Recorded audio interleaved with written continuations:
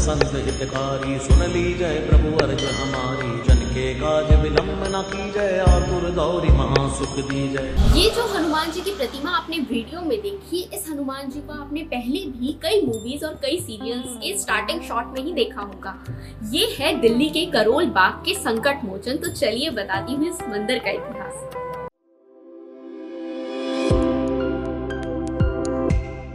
दरअसल ये पहले मंदिर बहुत छोटा हुआ करता था। यहाँ छोटी सी हनुमान जी की मूर्ति थी और शिव जी की धूनी जलती रहती थी। लेकिन फिर यहाँ एक महाराज आए, एक संत, उनका नाम है सेवागिर महाराज। उन्होंने यहाँ तपस्या की और उनके स्वप्न में हनुमान जी आए और उन्होंने अपनी इच्छा व्यक्त की, यहाँ पर मेरी बड़ी सी प्रतिमा बनवा। और उसके बाद 1994 में यहाँ का काम शुरू हो गया, जो कि 13 सालों तक चला।